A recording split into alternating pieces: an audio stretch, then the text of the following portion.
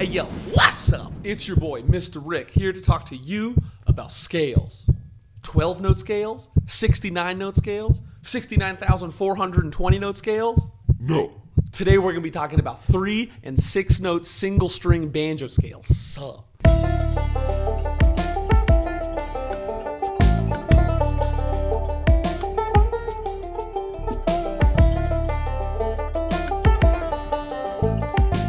This video is going to come in two parts. The first part is going to explain the 3- and 6-note scale exercise, and the second is actually going to be the exercise itself. This video is a continuation of the 12-note single string video that I put out last week. So if you haven't seen that, pause this video right now, watch that one, and then come back to this video.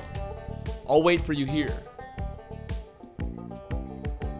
Now that you have an understanding of diatonic trichords, I'm going to show you a few ways to practice them. Keep in mind that if you overdo practicing this stuff, you can get tendonitis and serious pain.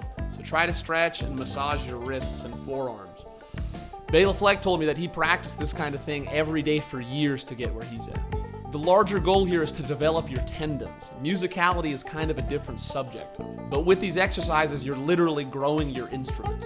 With this exercise, we're going to work on strength and coordination, and the music will come later. And the music will come faster, easier, and better too once you have the strength and coordination to do it.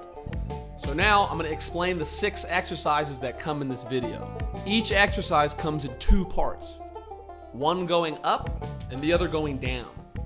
Each exercise comes in a single unit called a motive or motif, and each motive is going to be developed diatonically from the bottom of the neck all the way to the top of the neck and all the way back down, forward and reverse. They're all going to be in the key of G. Now for the first exercise. The first exercise is a 3-note scale, just going up and down and up and down and up and down. That motive is going to sound like this. And numerically, that can be represented as 1 2 3 2 1 2 3 2 1 2 3 2 1. Then we move that motive up a degree diatonically, and that's going to sound like this. We're going to move it up again diatonically, and it'll sound like this. Again. And again. All the way up to the top of the neck and all the way back down. You can see that this exercise is fundamentally to help you navigate trichords. Then we're going to reverse it. So instead of 1 2 3 2 1 2 3 2 1 2 3 2 1, we're going to go 3 2 1 2 3 2 1 2 3 2 1 2 3. And that'll sound like this.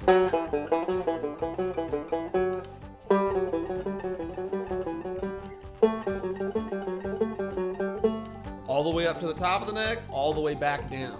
It plays itself.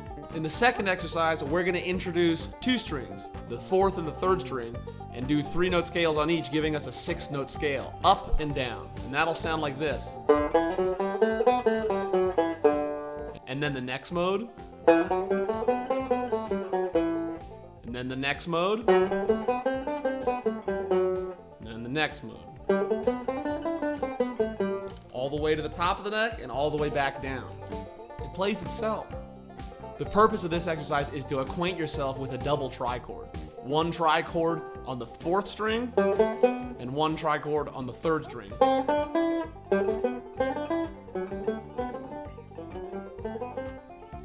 The first few motives are going to be easier because the trichords on the 3rd and 4th string are going to be identical for these modes.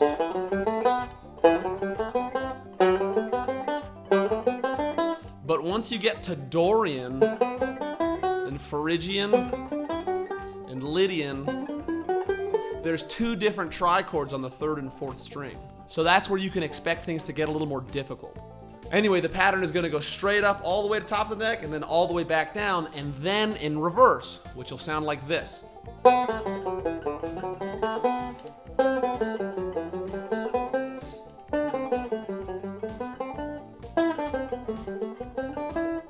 It plays itself.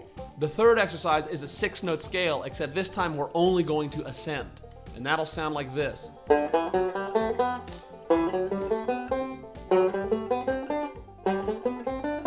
All the way to the top of the neck and all the way back down.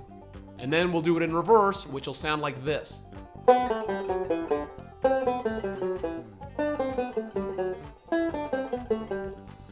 For the third exercise, there's two variations. There's one with a pause between motives, and there's one without a pause between motives. This is what it sounds like without a pause.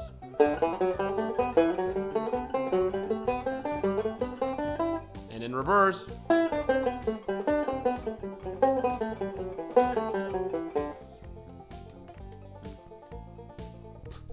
I guess the whole purpose of the scale series was for me to introduce this exercise that I've been really into.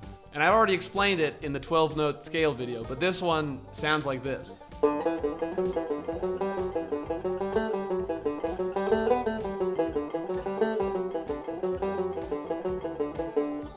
gonna do that in every mode, all the way to the top of the neck and all the way back down. And then in reverse, which sounds like this.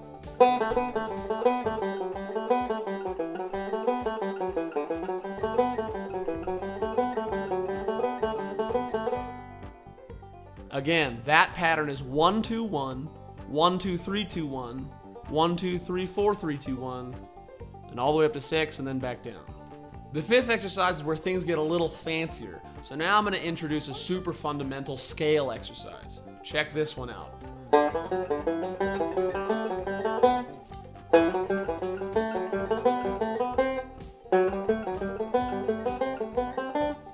The pattern of this motive is basically 1-2-3-1, 2-3-4-2, 3-4-5-3, and 4-5-6-4.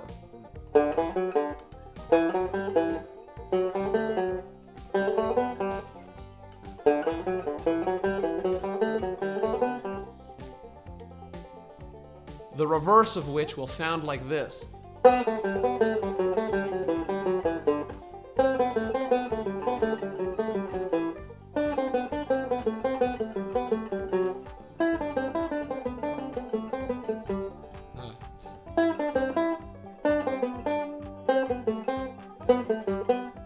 So we'll do that pattern forward and reverse all the way from the bottom of the neck to the top of the neck and all the way back down. In the sixth and final exercise, I'm introducing another super fundamental pattern referred to as thirds, which is sometimes called leapfrogging. This motive has two parts. The first one, which is a thirds pattern, and then a descending scale. This one's a little more complicated, but it works. Check it out, it sounds like this.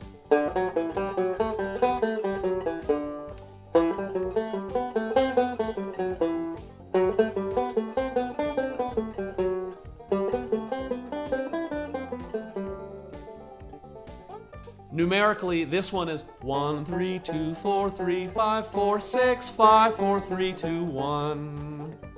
And then reversed, it'll sound like this.